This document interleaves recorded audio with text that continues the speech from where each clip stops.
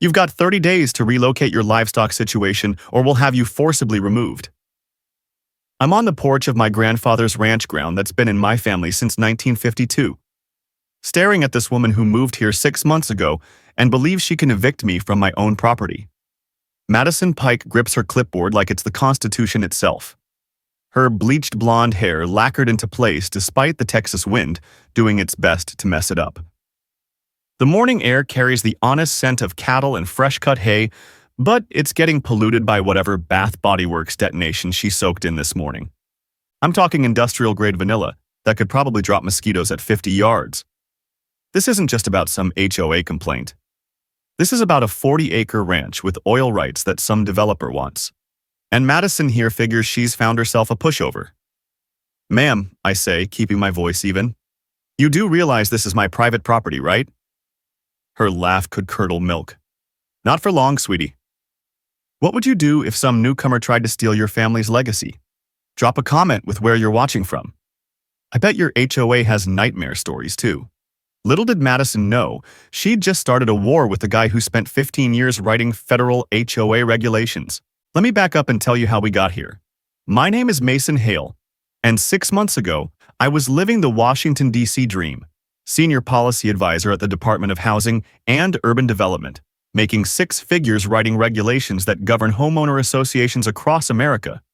15 years of bureaucratic battles, congressional hearings, and enough coffee to power a small city. Then Grandpa Roy passed away and left me the Lazy H Ranch in Cedar Falls, Texas. Population 8,400 on a good day, where everyone knows your business before you do and the local diner still serves coffee strong enough to wake the dead. This place has been in our family since Grandpa bought it fresh out of Korea in 1952. 40 acres of prime Texas land with mineral rights that oil companies have been circling like vultures for decades.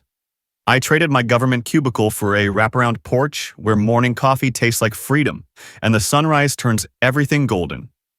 The sound of cattle lowing mixed with meadowlark singing beats DC traffic any day of the week. Walking out to check fence lines at dawn, my boots crunch on the same gravel path Grandpa walked for 70 years. And the air carries that perfect mix of sage, mesquite, and the kind of peace you can't buy. But apparently my slice of heaven was about to become someone else's problem. Enter Madison Pike, age 52, real estate agent turned neighborhood tyrant. 8 months ago, she moved from Dallas to Cedar Falls after buying an $850,000 McMansion in Whispering Oaks Estates, the new subdivision that sprouted up next to my ranch like a subdivision-sized migraine. Within a week of closing, she was running for the HOA board. Within a month, she was president. Within 2 months, she was wielding that clipboard like it could summon the wrath of God. Picture a woman whose artificially blonde hair could survive a nuclear blast with an aggressive smile that screams, "I need to speak to your manager," from 3 counties away. She's always prowling around in athleisure outfits that cost more than most people's car payments, clutching that damn clipboard like her life depends on it. Her first violation notice appeared on my door 3 months after I moved in. My cattle were creating agricultural nuisances that threatened property values. Apparently, the smell of honest ranch work was more offensive than her personality, which is really saying something. Never mind that my family was raising cattle here when her neighborhood was still empty prairie. At first, I laughed it off. Had to be a mistake, right? Some city transplant who didn't understand small-town Texas? I figured a friendly conversation over sweet tea would sort everything out. That was my first mistake. Madison showed up the next week with her cousin Trent from County Code Enforcement, both armed with cameras and bad attitudes. They photographed everything. My manure pile, Grandpa's beloved 1974 tractor, even my chickens, who looked personally offended by the attention. She kept mentioning she was researching her options for forcing compliance, and that's when the penny dropped. This wasn't confusion. This was war, and Madison Pike had just picked a fight with the wrong rancher. Madison didn't waste any time escalating things. 2 days after her little photography session, I found a thick manila envelope taped to my front door. Inside was the most official-looking cease and desist notice I'd ever seen outside of a federal courthouse. The letterhead claimed it was from Pike Associates Legal Services, which I later discovered was Madison's kitchen table and a laser printer she bought at Costco. The document was a masterpiece of legal-sounding nonsense. It demanded immediate cessation of all agricultural operations on my property, citing health hazards, environmental concerns, and aesthetic violations. She'd even included a doctored survey map showing my ranch somehow encroaching on HOA territory. The audacity was breathtaking. But here's where it got interesting. The notice required me to attend an emergency compliance hearing at the Whispering Oaks Country Club. Not a request, a summons.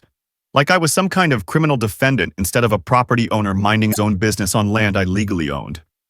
The hearing was scheduled for Thursday night at 7 p.m., right when any decent rancher would be having dinner.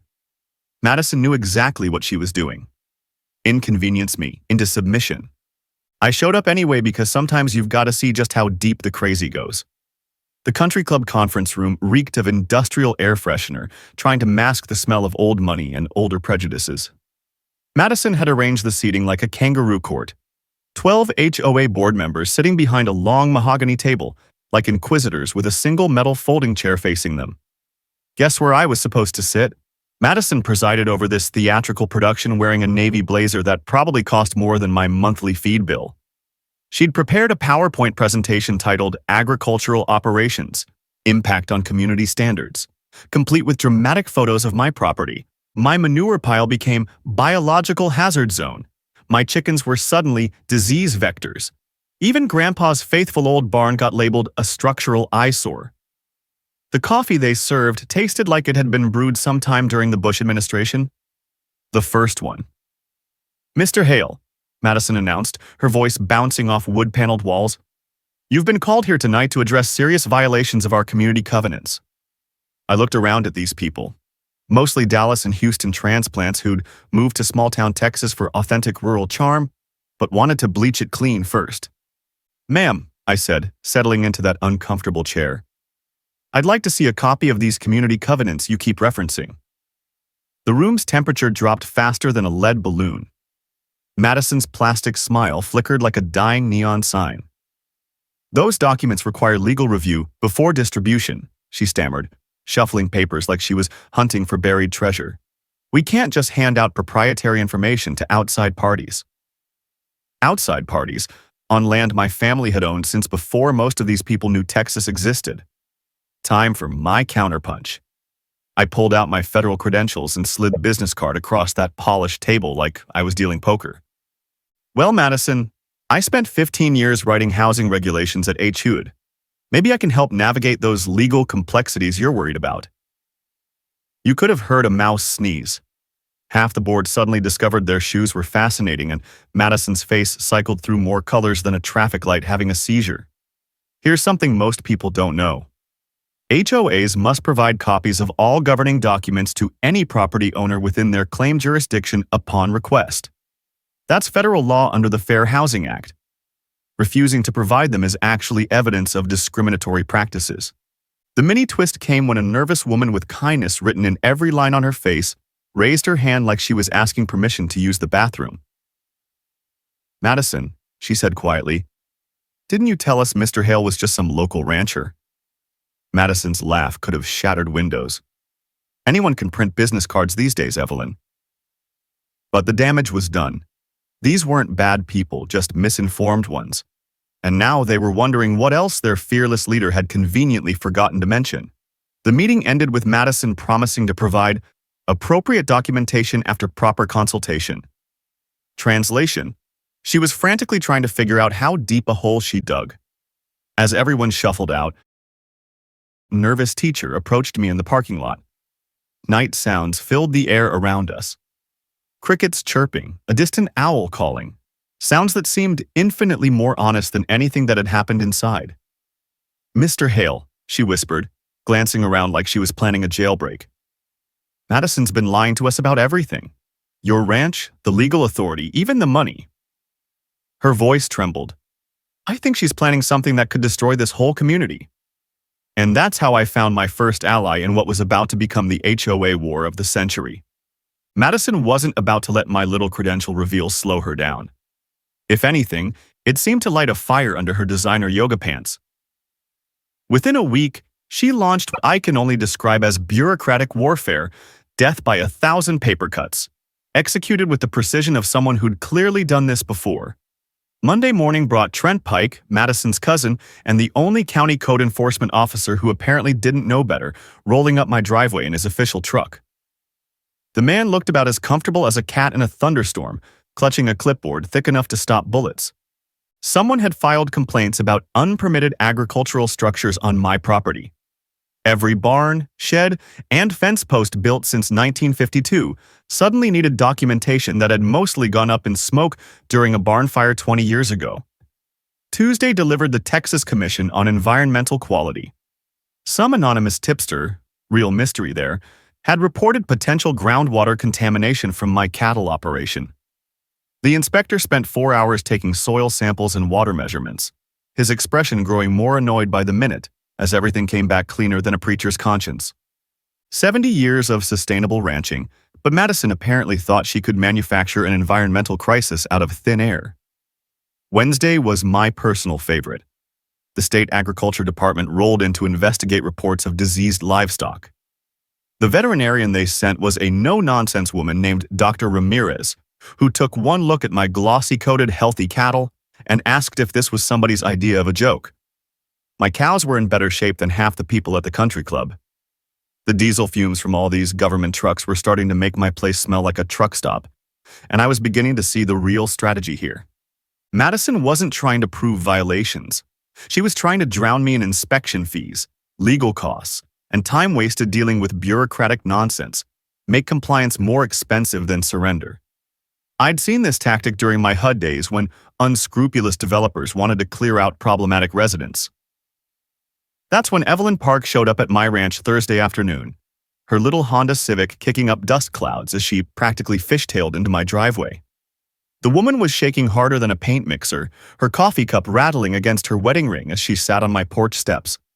My old dog, Duke, wandered over to sniff her shoes, probably sensing her distress. "I haven't slept in 3 days," she said, watching Duke with the kind of desperate attention people use when they're trying not to cry. "I keep thinking about what we've done to you, and I couldn't live with myself if I didn't tell someone the truth."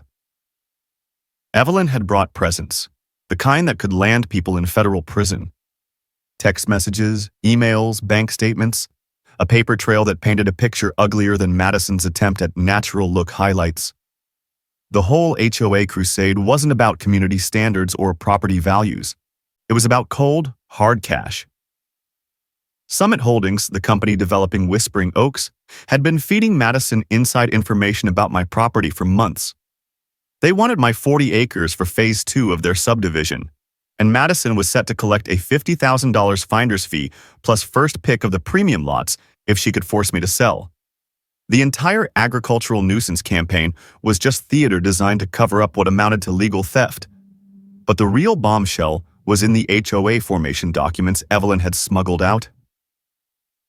As I read through the incorporation paperwork, I nearly spit coffee all over my kitchen table. Not because it tasted bad, though it was strong enough to dissolve rust, but because of what those papers revealed. "Evelyn," I said, setting down my mug with deliberate care, "do you have any idea what you just showed me?" She looked like she was about to throw up. "Something bad." Back in my HUD days, I'd reviewed thousands of HOA formation documents. The requirements are crystal clear. Articles of incorporation filed with the state, covenants recorded with the county, proper legal establishment before any enforcement authority exists. Madison's HOA had skipped every single step. They were operating with about as much legal authority as my chickens. "Evelyn, your HOA was never legally established," I said as gently as I could. "You've been operating as an illegal organization this entire time." The color drained from her face faster than water through a broken dam. "You mean everything we've done?" "Has no legal standing whatsoever," I finished. "Madison's been running a con game, and she's used your community as unwitting accomplices." That evening brought another interesting development. Dr. Ramirez called me back, her voice carrying that particular edge of someone who'd uncovered something nasty. "Mr. Hale, I did some checking after my visit today. Your Miss Pike has filed similar livestock complaints in Tarrant, Collin, and Williamson counties over the past 2 years, always targeting rural properties adjacent to planned developments, always completely fabricated." My blood ran cold. Madison wasn't just some power-hungry HOA president having a midlife crisis. She was running a systematic scam across multiple counties, collecting finder's fees for forcing rural families off their land. How many other grandfathers' legacies had she destroyed with her manufactured crises and fake legal threats? That night, I sat in Grandpa's old leather recliner, surrounded by Evelyn's evidence and my growing file on Madison's operation. Outside, coyotes were starting their evening chorus, mixing with the gentle sounds of cattle settling down for the night. Peaceful sounds that reminded me exactly why this land was worth every fight ahead. I was beginning to understand this wasn't just about saving my ranch anymore. Madison had turned harassment into a profitable business model, and there was no telling how many other families she'd already devastated with her systematic fraud. It was time to make some phone calls to my old colleagues in Washington. If Madison wanted to play in the federal leagues, she was about to discover why you never pick fights with someone who helped write the rule book. The real war was just beginning. Madison must have sensed she was losing control because her next move was straight out of the manipulation playbook. When you can't win on facts, manufacture a crisis and control the narrative.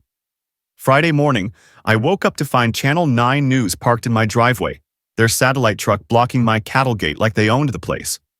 The reporter, a perfectly coiffed woman who looked like she'd never been within 50 meters of actual livestock, was already filming her lead-in. I'm standing outside a controversial ranch operation that local residents say is threatening the health and safety of their children. I walked out with my morning coffee, black, strong enough to wake the dead, and watched Madison orchestrate her little media circus. She'd gathered about a dozen neighbors, including several kids wearing surgical masks, like my cattle were breathing out anthrax instead of standard bovine air.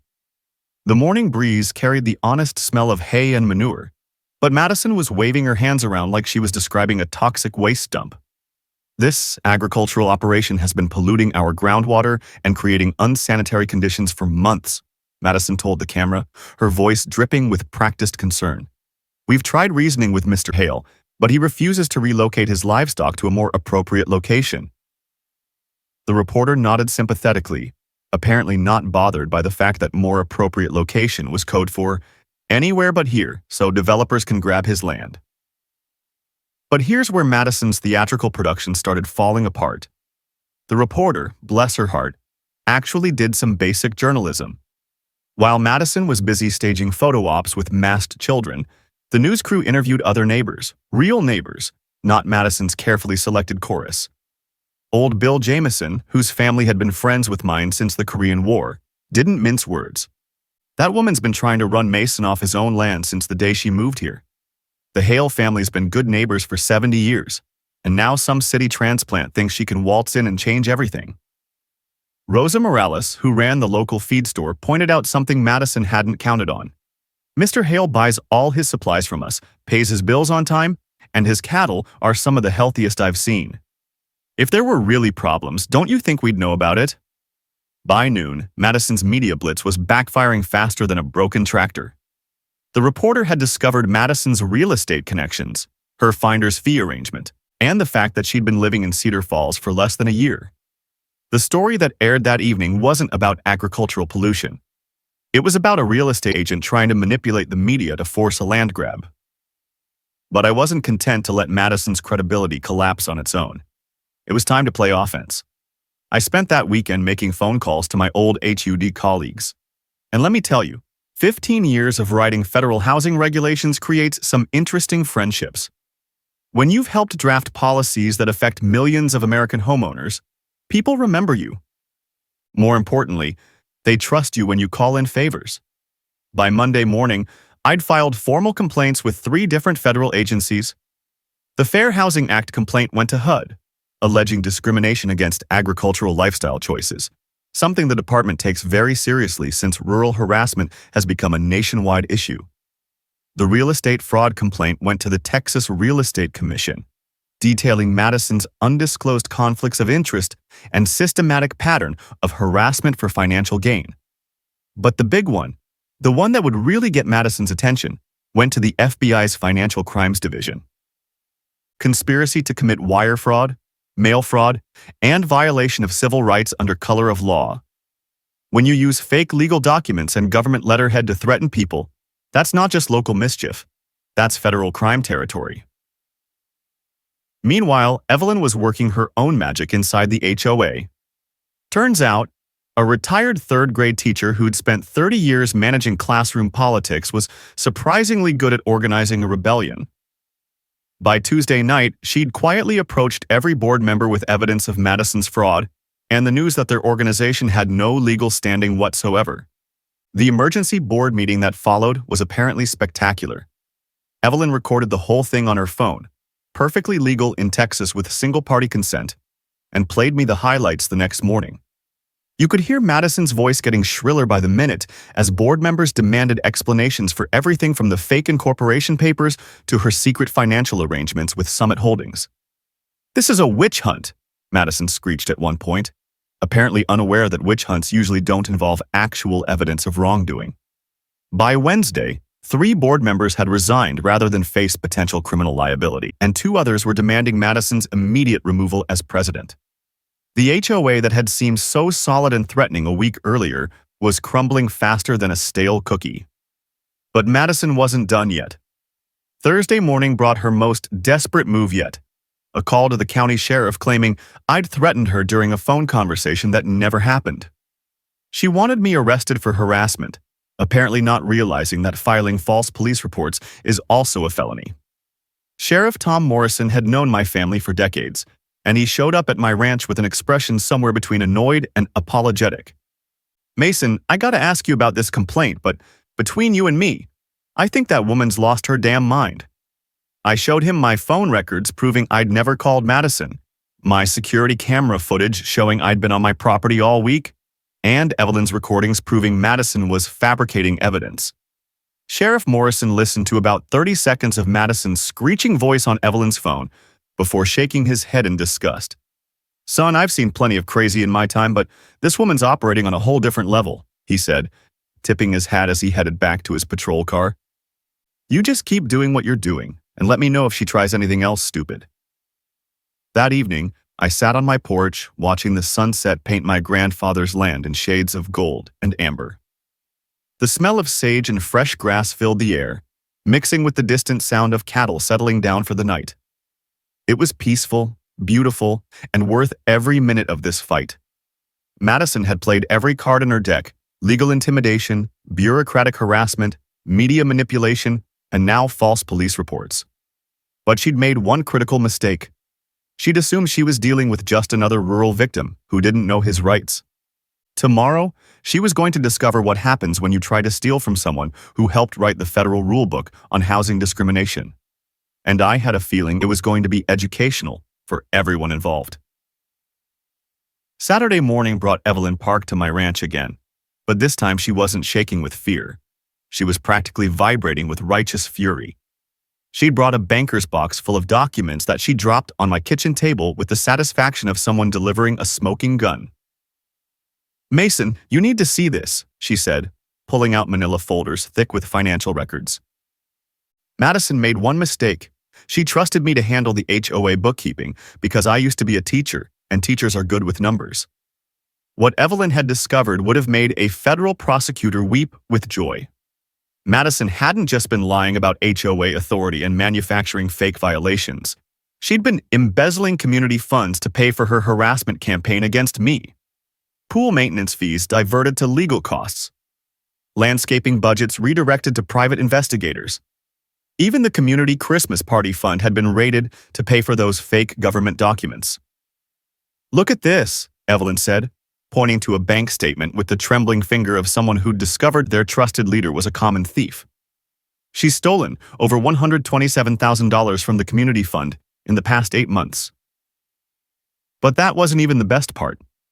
Madison's house, that $850,000 McMansion she'd been lording over everyone, wasn't actually hers. The deed was in the name of Summit Holdings, the same development company that was paying her to force me off my land.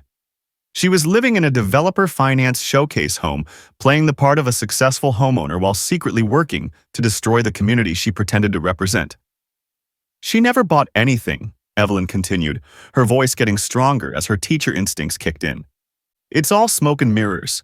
The house, the authority, the legal threats. She's been running a complete fraud from day one." The insurance claims were the final nail in Madison's coffin.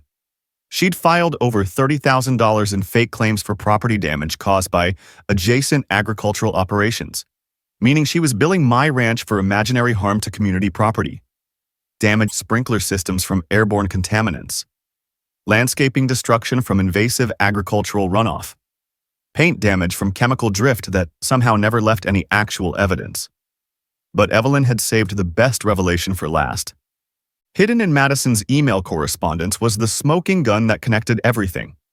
A systematic pattern of targeting rural properties across Texas for developer acquisition. She'd been running the same scam in multiple counties using different HOAs as cover for what amounted to organized theft. There are at least 6 other families, Evelyn said, her voice breaking slightly. 6 other properties she's helped steal using the same playbook. Fake violations, bureaucratic harassment, manufactured crises, then swooping in with lowball offers when the families can't afford to fight anymore. The financial trail painted a picture of industrial-scale corruption. Madison had been collecting finder's fees ranging from $25,000 to $50,000 per property, plus getting first pick of premium lots, ISSOR in each new development. She'd turned rural land theft into a profitable business model, and my ranch was just her latest target. What hit me hardest was realizing how many families had already lost their generational land because they didn't know their rights or couldn't afford the legal fight. Grandfathers' ranches, generational farms, family homesteads, all sacrificed to Madison's greed and a developer's expansion plans. Evelyn, I said, looking at this mountain of evidence, do you understand what you've just handed me? She nodded grimly. Enough to put her in federal prison for a very long time. The power dynamic had just shifted completely. Madison thought she was playing games with some rural rube who'd roll over when pressured. Instead, she'd targeted someone with federal connections, 15 years of regulatory experience, and now a paper trail documenting systematic fraud across multiple jurisdictions. But this wasn't just about revenge anymore. This was about justice for all those families who'd already lost their land and protection for the ones Madison hadn't targeted yet. She'd made harassment and theft into a business model, and that business was about to get shut down permanently. I sat back in Grandpa's old kitchen chair, surrounded by evidence of corruption that reached far beyond my little corner of Texas. The morning sun was streaming through windows that had watched 3 generations of Hales drink their coffee and plan their days. This land had survived the Depression, 2 wars, droughts, floods, and now it was going to survive Madison Pike. But first, it was time to make some very interesting phone calls to federal agencies that take systematic housing fraud very seriously. Madison had picked the wrong fight with the wrong person, and she was about to discover that some battles have consequences that last a lifetime. 6 months later, I'm sitting on my grandfather's porch, watching the sunrise paint 40 acres of Texas land in shades of gold that no developer will ever touch. The morning coffee tastes like victory mixed with the satisfaction of a job well done, and the air carries nothing but the honest smells of cattle, sage, and freedom. Madison Pike is currently serving 15 to 20 years in federal prison after pleading guilty to a laundry list of charges that read like a criminal law textbook. Wire fraud, mail fraud, conspiracy, civil rights violations, impersonating federal officers, and my personal favorite, violation of the RICO Act for operating a systematic criminal enterprise. Turns out the federal government takes a very dim view of people who turn land theft into a business model. The financial recovery was everything we'd hoped for and more. Federal asset forfeiture netted over $2 million in stolen funds and illegally obtained property, which was distributed among Madison's victims across multiple counties. The families she'd already destroyed got their money back, plus damages for the hell she'd put them through. Justice served with a side of actual compensation. Summit Holdings, the development company that had been financing Madison's operation, lost its federal contracts worth over $200 million and filed for bankruptcy within 3 months. Apparently, systematic housing fraud isn't great for maintaining government relationships. The executives are facing their own federal charges, and their entire Texas operation has been shut down permanently. But the real victory is what happened to our community. The residents of former Whispering Oaks Estates, now calling themselves Cedar Falls neighbors, formed a legitimate homeowner association with actual legal standing, proper incorporation papers, and transparent financial management. Evelyn Park serves as their first elected president, bringing the same methodical approach to community leadership that she once used to manage third-grade classrooms. Property values in the area have actually increased since Madison's removal, probably because buyers aren't worried about purchasing homes in a community run by criminals. Turns out, legitimate governance is better for real estate prices than systematic fraud. Who could have guessed? The ranch itself has never been healthier. My cattle are thriving, the land is producing better than it has in decades, and I've started offering educational tours to urban families who want their children to understand where food actually comes from. There's something deeply satisfying about watching city kids discover that milk doesn't just appear in grocery stores. I used my settlement money from Madison's harassment lawsuit to establish the Mason Hale Community Defense Foundation, which provides free legal assistance to rural families facing systematic harassment from corrupt HOAs or developers. We've already helped over 30 families fight back against similar scams, and our success rate is 100%. Turns out most bullies fold when their victims have competent legal representation. The foundation also funds educational programs teaching homeowners about their rights, proper HOA governance, and how to recognize and report systematic fraud. Knowledge is power, and ignorance is what allows predators like Madison to operate. We're making sure future scammers find a lot fewer easy targets. Dr. Ramirez from the Agriculture Department has become a regular visitor, bringing veterinary students to study sustainable ranching practices on land that's been managed responsibly for 3 generations. She says, "My operation is a model for how agriculture and development can coexist without destroying rural communities or family legacies." Sheriff Morrison stops by every few weeks for coffee and updates on community happenings. He's still shaking his head over Madison's spectacular self-destruction, though he admits it was the most entertaining criminal investigation of his career. "Never seen someone work so hard to provide evidence for their own prosecution," he told me last week. Evelyn has become something of a local hero, speaking at county meetings about recognizing and preventing HOA fraud. Her experience dismantling Madison's operation from the inside has made her an expert on governance corruption, and she's helped reform multiple associations across East Texas.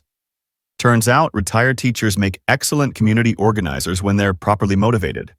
The most satisfying development came last month when the state legislature passed the Rural Family Protection Act, legislation I helped draft, that strengthens penalties for systematic housing fraud and provides additional resources for victims of land theft schemes. Madison's criminal enterprise inadvertently became the catalyst for statewide legal reforms that will protect thousands of families from similar attacks. But perhaps the best outcome is the simplest one. I get to drink my morning coffee on land that's been in my family for 70 years, listening to cattle lowing and meadowlarks singing, breathing air that smells like sage and honest work. Grandfather's legacy survived another assault, and it'll be here for another 70 years at least. The irony is beautiful. Madison thought she was targeting some helpless rural rube who didn't know his rights. Instead, she picked a fight with someone who'd spent 15 years writing the federal regulations designed to stop people exactly like her. Her systematic harassment campaign became a masterclass in why bullies should always research their targets before declaring war. As I watch the sun rise over land that will never be developed, never be stolen, and never be threatened by clipboard-wielding con artists again, I'm reminded of something Grandfather Roy wrote in his journal. Sometimes you have to fight for what's right, but if you're fighting for the right reasons with the right knowledge, you'll usually win. Madison Pike discovered that lesson the hard way, and her federal prison cell gives her plenty of time to think about it. Now, I want to hear from you folks. Drop a comment sharing your own HOA nightmare stories.